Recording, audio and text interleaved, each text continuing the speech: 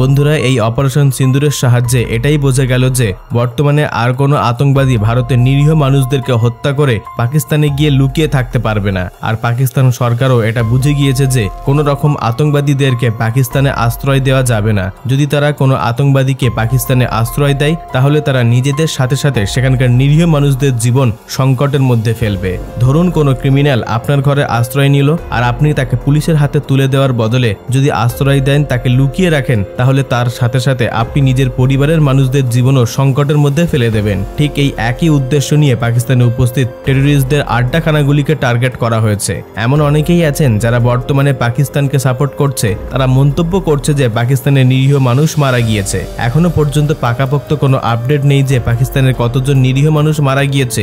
যদি সত্যি নিরীহ মানুষগুলি মারা যায় তাহলে কাদের জন্য মারা গিয়েছে?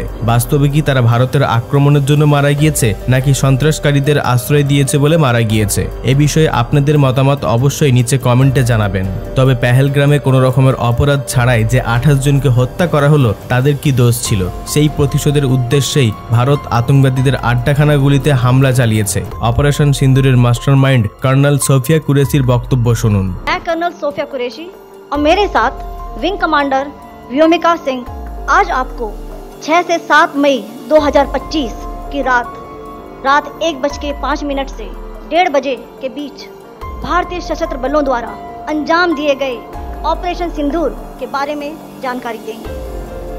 ऑपरेशन सिंदूर 22 अप्रैल को पहलगाम में हुए विभत्स आतंकवादी हमले के शिकार मासूम नागरिकों व उनके परिवारों को न्याय देने के लिए लॉन्च किया गया था।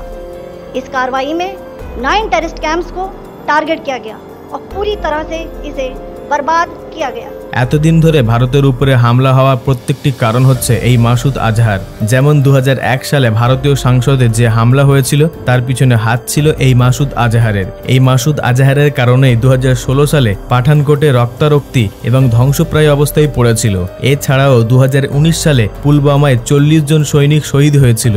নভেম্বরের 26 তারিখে মুম্বাইয়ের উপর যে হামলা হয়েছিল সেই হামলাতে প্রায় 166 জনের মৃত্যু হয়েছিল। আর আজকে মাসুদ সেই সমস্ত পাপের শাস্তি পাচ্ছে যেটা সে এতদিন ধরে বহন করে এসেছিল। কাশ্মীরে হিন্দু শিশুদের তাদের মা বাবা চোখের সামনে গুলি করে মেরে ফেলে। সেই সময় ওই অসহায় মা বাবা এই আতঙ্কবাদীদের কাছে অনুনয় বিনয় করেছিল যে আমাদের মেরে ফেলো, কিন্তু তারা যেন তাদের সন্তানকে ছেড়ে দেয়। এত প্রার্থনা করার পরেও এই আতঙ্কবাদীরা অসহায় মা বাবার চোখের সামনে সেই সমস্ত অসহায় শিশুদেরকে গুলি করে হত্যা করেছিল। সেই সময় যে ব্যথা ওই সন্তানহারা অসহায় মা বাবা পেয়েছিল, সেই একই ব্যথা আজকে মাসুদ আজহার পেয়েছে। আজকে মাসুদের যে কজন প্রিয় মানুষ মারা গেছে তাদের মৃত্যু হওয়ার প্রধান কারণ হচ্ছে তারা মাসুদ আজহারের পরিবারের সদস্য ছিল। হ্যাঁ, তারা আতঙ্কবাদী কারখানার অংশ ছিল। কতটা নির্লজ্জ এই মাসুদ আজহার, কারণ কত মূর্খ মানুষদের জিহাদের নাম করে এই অন্যায় কাজ করাতো। যদি আজকে সে এই কাজ না করাতো তাহলে হয়তো এত নির্দোষের প্রাণ যেত না। সে যেমন এক হাত দিয়ে অজস্র নির্দোষের প্রাণ নিয়েছে, তেমনি অন্য হাত দিয়ে তার প্রিয় মানুষদের মৃতদেহ বুকে আঁকড়ে কেঁদেছে। শুধু তাই নয়, তার সঙ্গে আরো যারা যুক্ত ছিল তারাও এক এক করে মৃত্যুর কোলে ঢলে পড়েছে।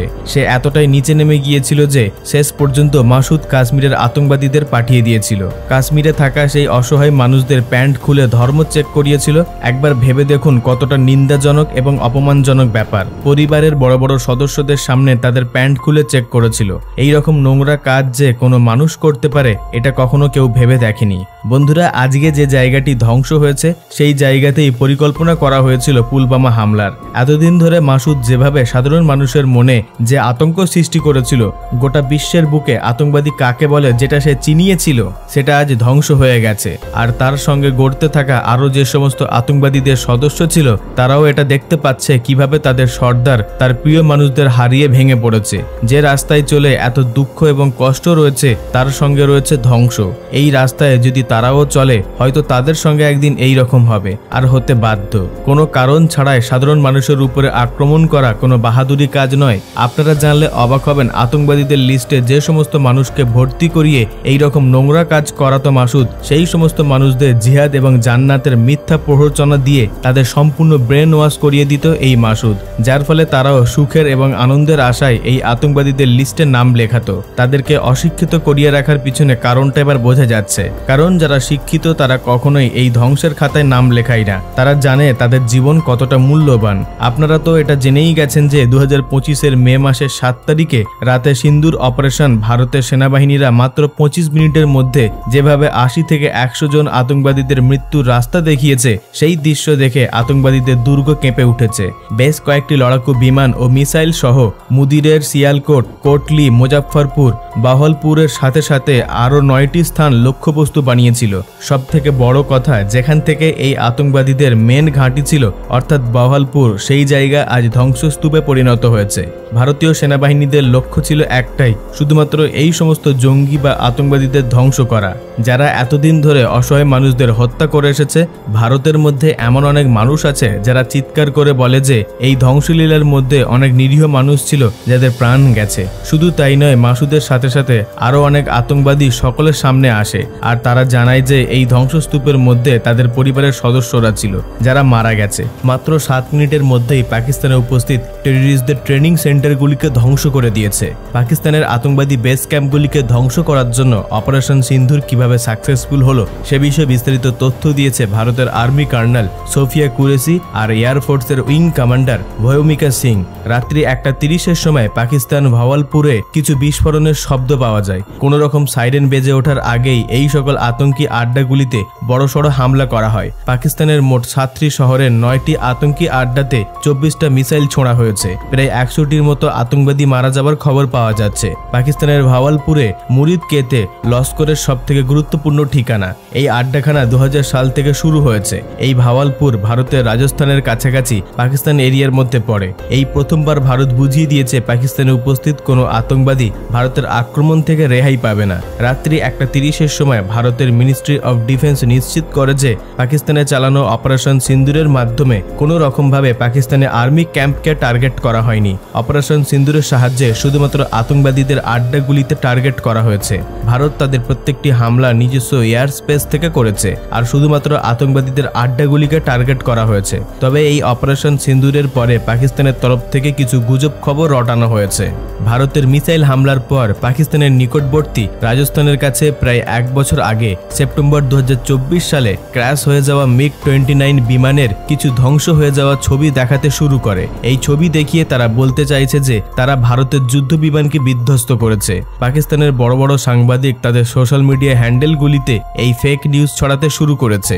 বন্ধুরা, একবার চিন্তা করে দেখুন, পহেলগ্রামে যখন এই মাসুদের জঙ্গিগুলি হামলা করেছিল ওই অসহায় মানুষদের উপর, যখন তারা প্যান্ট খুলে তাদের ধর্ম চেক করেছিল আর তাদের এক এক করে হত্যা করেছিল তাদের স্ত্রীদের চোখের সামনে, তখন তারা তাদের স্ত্রীকে এটাই বলে বাঁচিয়ে রেখেছিল যে তারা যেন এখান থেকে ফিরে গিয়ে ভারত সরকারকে বলতে পারে এই ঘটনা সম্পর্কে।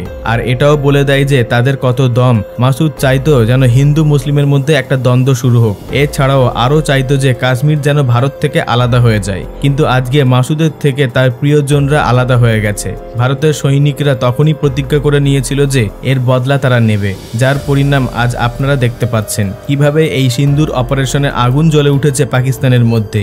এই অপারেশনের নাম সিন্দুর এই কারণে রাখা হয়েছে সেই সমস্ত বিধবা স্ত্রীদের বলিদানের দিকে নজর রেখে, যাদের মধ্যে কিছু কিছু সদস্য বিবাহিত দম্পতিরা ঘুরতে গিয়েছিল কাশ্মীরে, যাদের সেই দিনই মাথার সিঁদুর কেড়ে নেওয়া হয়েছিল। আর এই কারণে এই অপারেশনের নাম রাখা হয়েছে সিন্দুর। আর সেই সিন্দুরের আগুন পাকিস্তানে লেগেছে যেখানে শুধু রক্তের বন্যা বইছে। এই ধ্বংসস্তূপের উপরে পা ছড়িয়ে কাঁদছে আতঙ্কবাদীদের সর্দার, যে একটা সময় অর্থাৎ 1999 সালে IC-814 হাওয়াই বিমান হাইজ্যাক করে গোটা ভারতকে বদনাম করেছিল, যে মুম্বাই থেকে শুরু করে ভারতের উপরে না জানে কত রকম ভাবে আক্রমণ করেছে তার সৃষ্ট আতঙ্কবাদীদের দ্বারা। আর আজকে সে তার নিজের প্রিয় মানুষদের ধুলো মাখা শবদেহের পাশে বসে বুক ফাটা কান্না কাঁদছে। ভারতের সেনাবাহিনী, নৌবাহিনী, বিমান বাহিনী মিলে যেভাবে আতঙ্কবাদীদের দুর্গতে ফাটল ধরিয়েছে, যেভাবে তাদের মৃত্যুর ধ্বংসলীলা দেখিয়েছে, সেইভাবেই ভারত গোটা বিশ্বকে এটাই দেখিয়েছে যে এই সমস্ত সন্ত্রাসীদের এরপর এই রকম উত্তর দেবে যে ভাষায় তারা ভালোভাবে বুঝবে। আর আজকে সেই কারণেই মাসুদ আজহার চোখে জল ফেলছে। ভারত বুঝিয়ে দিয়েছে তার ভাষায় তারই উত্তর। এই বদলা সেই সমস্ত বোনেদের জন্য যাদের ভাই শহীদ হয়েছিল, এই বদলা সেই সমস্ত বাচ্চাদের জন্য যাদের মা বাবা এই আতঙ্কবাদীদের কারণে প্রাণ হারিয়েছে। মাসুদের চোখের জল আজকে ভারতের জয়ের প্রতীক হয়ে দাঁড়িয়েছে। আতঙ্কবাদীদের উপর যখন হামলা হচ্ছিল তখন আজহার মাসুদ পাকিস্তানে লুকানোর জন্য কোনো জায়গা খুঁজে পায়নি। আজহার মাসুদ এই অপারেশন সিন্দুরের পর পর জানায়, ভালো হতো যদি এই অপারেশনে আমিও মারা যেতাম। পেহেলগ্রামে যে সকল আতঙ্কবাদীরা নিরীহ মানুষদেরকে হত্যা করেছিল তারা এই ভাওয়ালপুর মারকাজে ট্রেনিং নিয়েছিল। এই ট্রেনিং সেন্টার 2000 সাল থেকে আজহার মাসুদ চালিয়ে আসছে।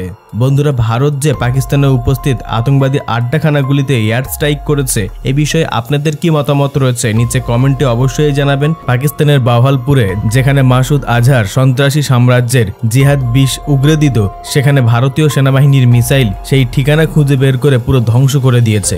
সেই জায়গাটি হচ্ছে সিন্দুর। এবারে মাসুদ আজহার তিলে তিলে কেঁদে চলেছে।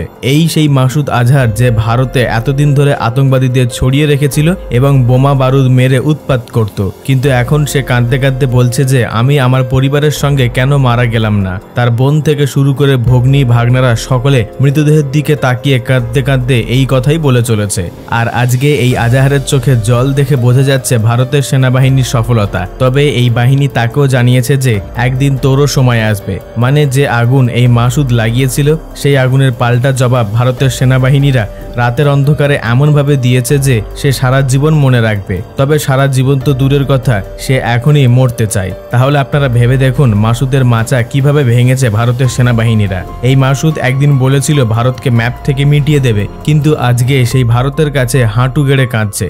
এতদিন ধরে আপনাদের মনে প্রশ্ন জেগে উঠত যে এই আতঙ্কবাদী বা জঙ্গিদের কে সৃষ্টি করেছে এবং কেনই বা এই মৃত্যুর খেলায় নেমেছে। আপনাদের সেই প্রশ্নের উত্তর আজকে জেনে নিন। এতদিন ধরে যে সমস্ত জঙ্গিদের আপনারা হামলা করতে দেখেছেন তাদেরকে সৃষ্টি করার পিছনে হাত রয়েছে এই মাসুদ আজহারের, যে প্রত্যেকটি মূর্খ মানুষদের নানান কথা বলে তাদের ব্রেন ওয়াশ করাতো এবং তাদেরকে লেলিয়ে তুলতো ভারতের বিরুদ্ধে। হ্যাঁ, আপনারা ঠিকই শুনেছেন, এই মাসুদ আজহারই আতঙ্কবাদীদের প্রধান মাথা। আজকে যখন মাসুদের প্রিয় মানুষরা ইন্ডিয়ান সেনাবাহিনীদের হামলাতে মারা গেছে তখন সে কাঁদতে কাঁদতে বলছে যে আমার বুকের কলিজাগুলি সব মারা গিয়েছে, তাদেরকে ছিনিয়ে নিয়েছে আমার হাত থেকে। তাহলে এই দিন থেকে তারও ভেবে দেখা উচিত যে এতদিন ধরে সে কতজনের প্রিয় মানুষকে তাদের কাছ থেকে ছিনিয়ে নিয়েছে, কতজনের চোখের জলের কারণ হয়ে দাঁড়িয়েছে, কত মায়ের কোল শূন্য হয়ে গিয়েছে এই মাসুদ আজহারের কারণে। আজকে এই মৃত্যু লীলার ফলে মাসুদের যে সমস্ত প্রিয়জন মারা গেছে তাদের উদ্দেশ্যে যে পবিত্র নামাজের প্রস্তুতি করেছে, সেই পবিত্র নামাজ পড়াকালীন তার এটা নিশ্চয়ই স্মরণে আসবে যে সে কতজনের মৃত্যুর কারণ হয়েছিল। ভাগ্য কোন মুহূর্তে কখন যে ঘুরে যায় সেটা কেউ বলতে পারে না। এইটাই প্রকৃতির নিয়ম, নিজে যা কর্ম করবে সেটা একটা সময় নিজের দিকেই ফিরে আসবে। আর মাসুদের এই কান্না গোটা সন্ত্রাসবাদীদের জন্য একটা প্রমাণ হয়ে দাঁড়িয়েছে যে যেমন কর্ম তেমন ফল। মাসুদ আজহারের এই শিক্ষা সেই সমস্ত আতঙ্কবাদীদের কাছে একটা দুঃস্বপ্নের মতো, যেটা তারা এতদিন ধরে কখনো দেখেনি। যে মসজিদের আড়ালে লুকিয়ে মাসুদ এতদিন ধরে জঙ্গি হামলা করাতো সেই মসজিদও আজ ধ্বংসের পথে। আর এর কারণ এই মাসুদ আজহারি। মাসুদের এই হতাশায় ভরা মুখ সেই জঙ্গিদের এটাই বলেছে যে এই আতঙ্কবাদীদের কোনো সুখ নেই। এই রাস্তা মানে মৃত্যুর রাস্তা চিহ্ন করা এবং তার সঙ্গে রয়েছে অফুরন্ত দুঃখ, প্রিয় মানুষদের হারানোর ভয়। হ্যাঁ, শুধু মৃত্যু ছাড়া আর কিছুই নেই এই অন্যায়ের পথে। তবে ভারতের সেনাবাহিনীরা এখানেই থেমে নেই, তাদের আরও পরিকল্পনা রয়েছে যে তারা সেই সমস্ত জায়গা এবং ঠিকানাকে ধ্বংস করে দেবে যেখান থেকে বারে বারে আতঙ্কবাদীদের জন্ম হয়ে এসেছে। তাদের এমনভাবে ধূলিসাৎ করে দেবে যাতে এরপর আর কোনো মানুষ ভুল করে এই অন্যায়ের পথে, এই আতঙ্কবাদীদের পথে না নামে। আর এই দিনটির সাক্ষী হয়ে থাকবে ইতিহাস। বাকি এই তথ্যপূর্ণ ভিডিওটিকে লাইক দিয়ে সকলকে শেয়ার করে দেবেন। তবে আপনাদের মধ্যে যদি কেউ নতুন দর্শক হয়ে থাকেন তাহলে সাবস্ক্রাইব করে আমাদের পাশে থাকবেন এই রকমের প্রত্যেকটি নতুন আপডেট সবার আগে পাওয়ার জন্য। সর্বশেষে থ্যাঙ্কস ফর ওয়াচিং।